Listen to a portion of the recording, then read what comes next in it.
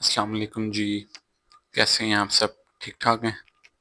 मैं उम्मीद करता हूँ कि आप सबकी सेहत और ज़िंदगी ठीक ठाक चल रही होगी।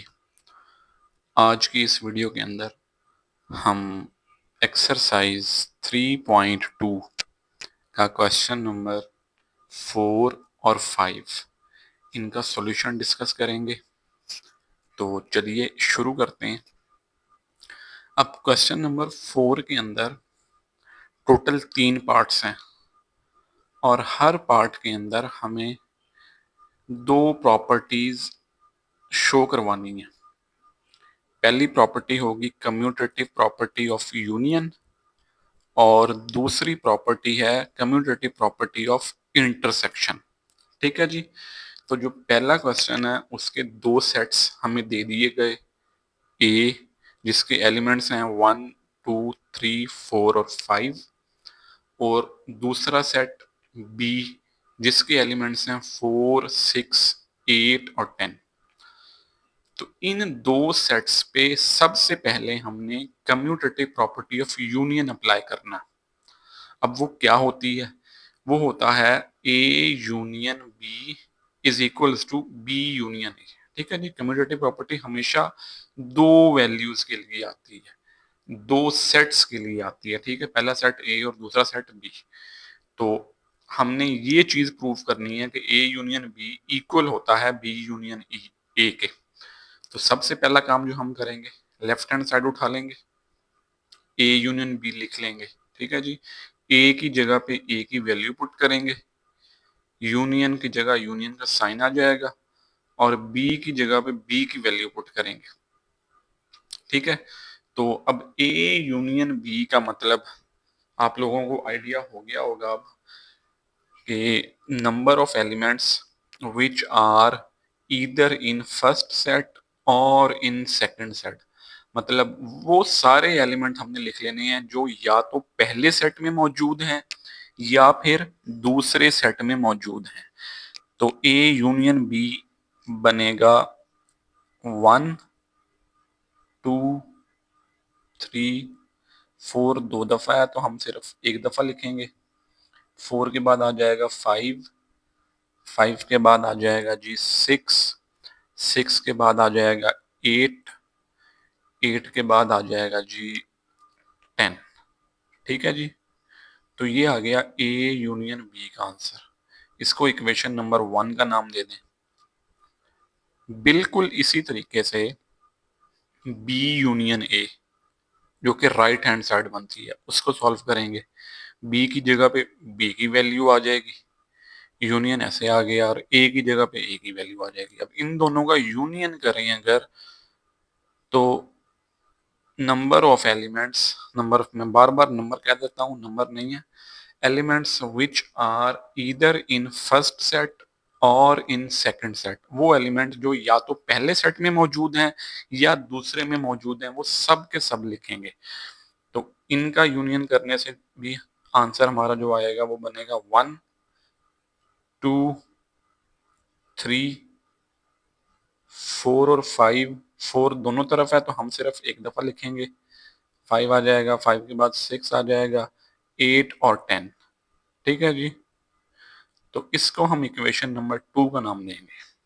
तो इक्वेशन नंबर 1 और 2 को गौर से देखें जी। जो कम्यूटेटिव प्रॉपर्टी ऑफ यूनियन है वो सेटिस्फाई हो रही है।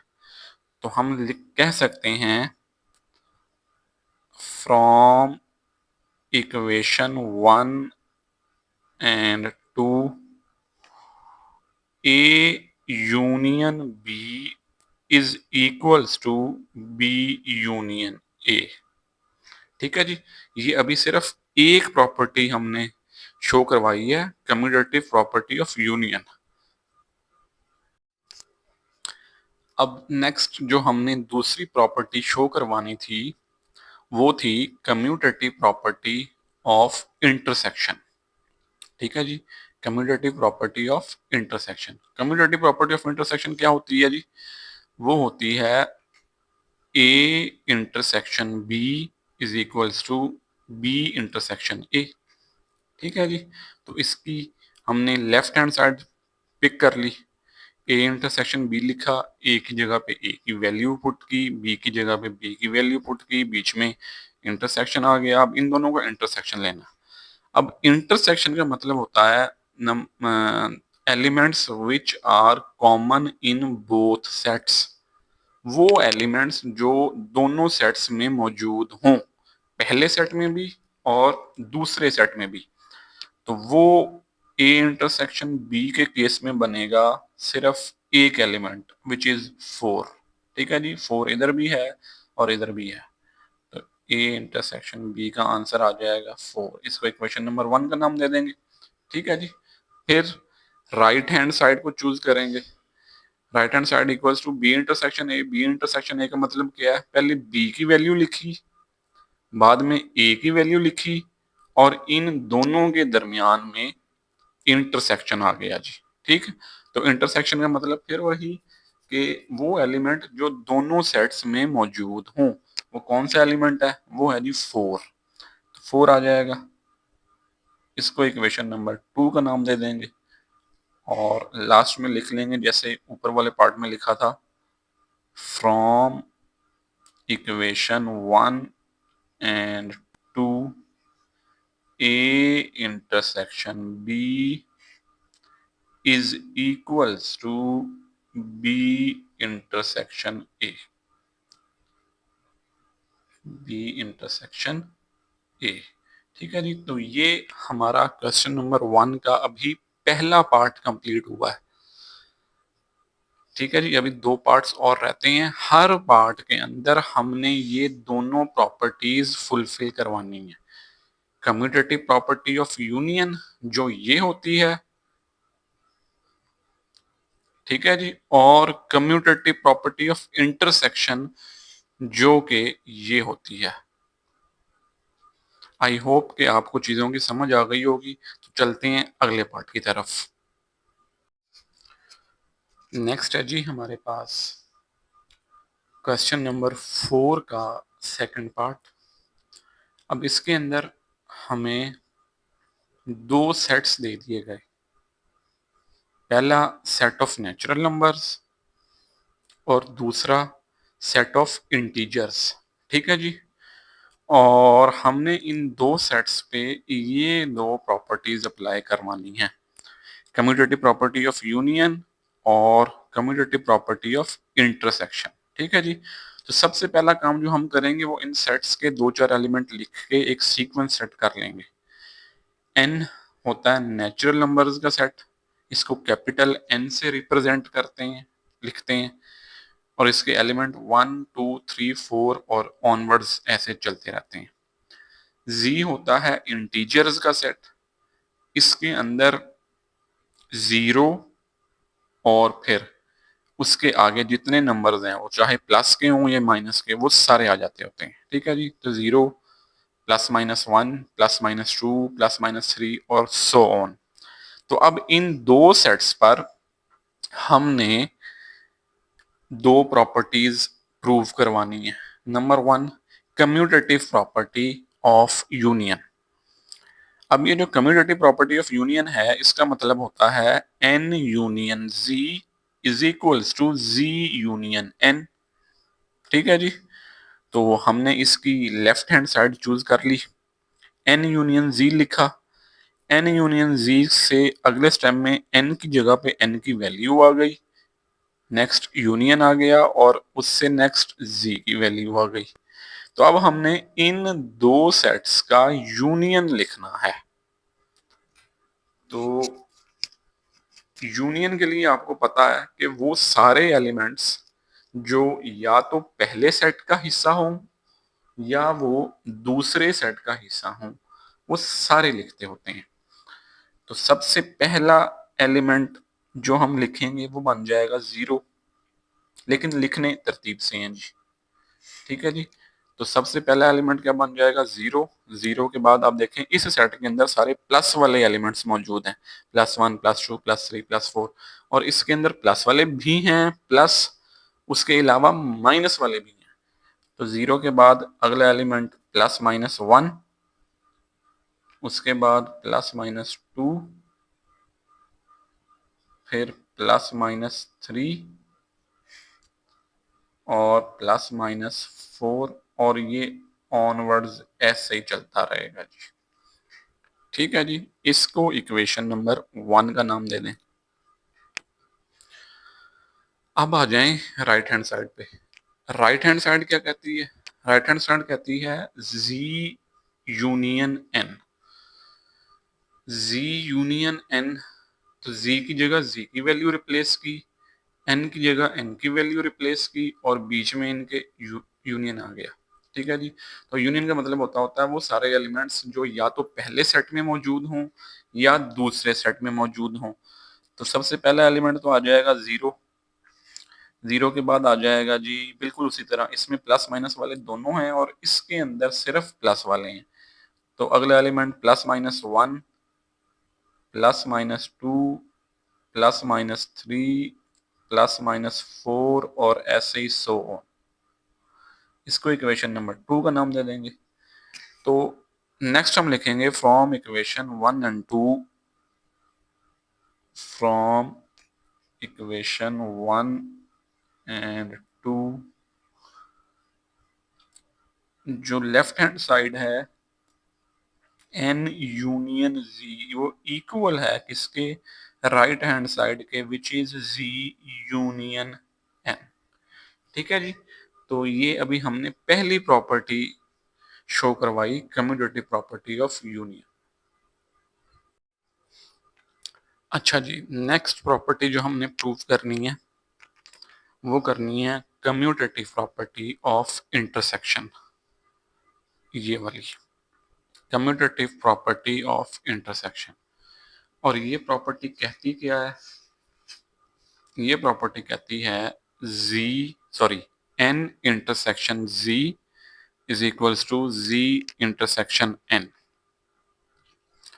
ठीक है जी, तो इसके लिए सबसे पहले हमने लेफ्ट हैंड साइड ले ली n इंटरसेक्शन Z, वो लिखा, n की जगह पे n की वैल्यू आ गई और z की जगह पे z की वैल्यू आ गई और बीच में इंटरसेक्शन आ गया। ठीक है जी, अब इंटरसेक्शन का आंसर कैसे निकालना है? इंटरसेक्शन का आंसर निकलता होता है वो elements which are common in both the sets, वो एलिमेंट जो दोनों सेट्स में मौजूद हों। अब पहले सेट के अंदर एलिमेंट्स हैं सिर्फ प्लस वाले 1 2 3 4, जबकि दूसरे के अंदर प्लस वाले भी हैं और माइनस वाले भी हैं। तो आप सिर्फ प्लस वाले एलिमेंट्स इंटरसेक्शन में लिख के इसका फाइनल आंसर निकाल देंगे। वो बनेगा 1 2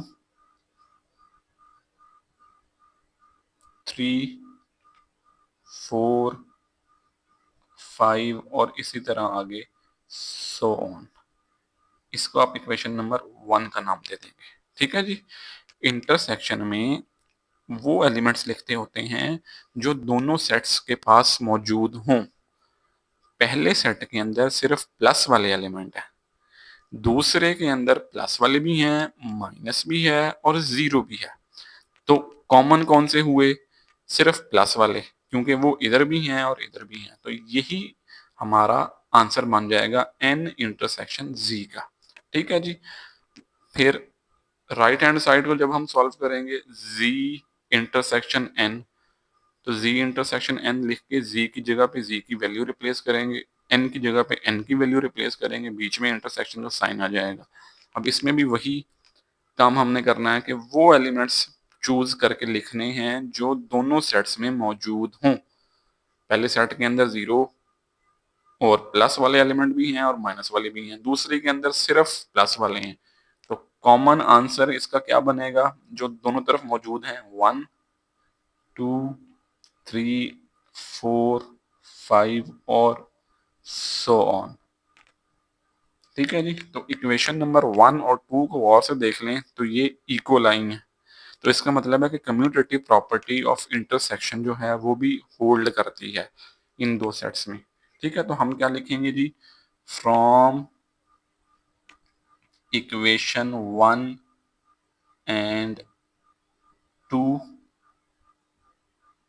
n intersection z is equals to Z intersection N. ठीक है जी, तो ये आपका question number 2, sorry part number 2 भी कंप्लीट है जी। अच्छा जी, नेक्स्ट है हमारे पास क्वेश्चन नंबर 4 का पार्ट नंबर 3। अब इसके अंदर उसने हमें दो सेट दिए। पहला सेट दे दिया ए और उसके एलिमेंट्स उसने टेबुलर फॉर्म में हमें लिख के दिए, x such that x belongs to R and x is greater than और इक्वल्स टू 0। ठीक है जी, कि इसके एलिमेंट्स का ताल्लुक रियल नंबर्स से होगा और उन रियल नंबर्स की शक्ल किस तरह की होगी या वो किस तरह से होंगे, वो 0 या उससे बड़े होंगे, पहला सेट। और दूसरी तरफ जो दूसरा सेट दिया वो b is equals to R, वो भी रियल नंबर का सेट दे दिया।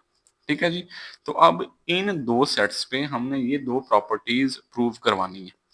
Number 1 commutative property of union और number 2 commutative property of intersection.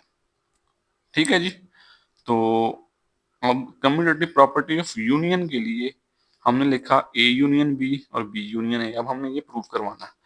अच्छा, यहाँ पे देखें, मैंने इस सेट की टेबुलर फॉर्म नहीं लिखी। ये जो सेट दिया हुआ ए, जो कि इस वक्त सेट बिल्डर नोटेशन में है, मैंने इसकी टेबुलर फॉर्म नहीं लिखी। वो इसलिए नहीं लिखी कि इस सेट की टेबुलर फॉर्म लिखना ऑलमोस्ट इम्पॉसिबल है। क्यों? क्योंकि इसके अंदर सारे डिजिट्स, सारी वैल्यूज आ जाती हैं, वो चाहे रैशनल नंबर्स वाले एलिमेंट्स हों या वो इररेशनल नंबर वाले एलिमेंट्स हों। ठीक है जी, वो चाहे टर्मिनेटिंग डेसिमल हों, चाहे वो नॉन टर्मिनेटिंग डेसिमल हों, चाहे वो रैकरिंग डेसिमल हों या वो नॉन रैकरिंग। फॉर एग्जांपल, अगर मैं कहता हूँ 1.11, ये एक रियल नंबर है, तो अगला एलिमेंट 1.11, 1, उससे अगला 1.1111, ये पॉइंट के बाद जितने मर्जी नंबर आप बढ़ाते जाएं, ये नंबर खत्म होंगे ही नहीं। तो इसलिए इस सेट को टेबुलर फॉर्म में लिखना नामुमकिन है। ठीक है, तो इसका सॉल्यूशन मैंने ऐसे ही लिखा है, ए यूनियन बी लिखा, लेफ्ट हैंड साइड उठाई, ए यूनियन बी, ए की जगह पे ए की वैल्यू पुट की, यूनियन का साइन आया और बी की जगह पे बी वाला सेट आ गया। अब जब इन दो वैल्यूज का यूनियन करूंगा तो इसका आंसर एक रियल नंबर्स का सेट ही आएगा। ठीक है जी, क्योंकि इसके अंदर भी रियल नंबर्स हैं 0 और उससे बड़े, और इसके अंदर भी रियल नंबर्स हैं। तो इन दोनों को जब यूनियन करूंगा तो इसका answer set of real numbers आ जाएगा। बिल्कुल इसी तरह जब मैं इसकी राइट हैंड साइड को सॉल्व करूंगा, बी यूनियन ए को, तो बी यूनियन ए लिखा, बी की जगह बी की वैल्यू रिप्लेस की, ए की जगह ए की वैल्यू रिप्लेस की, बीच में यूनियन आ गया, तो इन दोनों का यूनियन भी आर ही आएगा, R which is set of real numbers. ठीक है जी, तो फ्रॉम इक्वेशन 1 एंड 2 हम कह सकते हैं कि लेफ्ट हैंड साइड इसके इक्वल है जी राइट हैंड साइड के। From equation 1 and 2 A union B is equals to B union A के। ठीक है जी, तो ये पहली प्रॉपर्टी जो कि थी कम्यूटेटिव प्रॉपर्टी ऑफ यूनियन, वो हमने सेटिस्फाई करवा दी। ठीक है जी,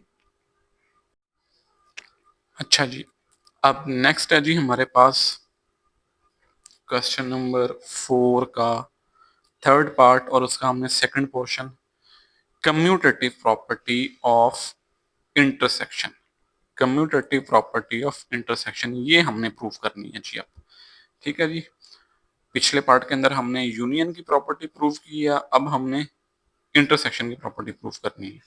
तो देखें, इंटरसेक्शन की प्रॉपर्टी होती है A intersection B equals to B intersection A.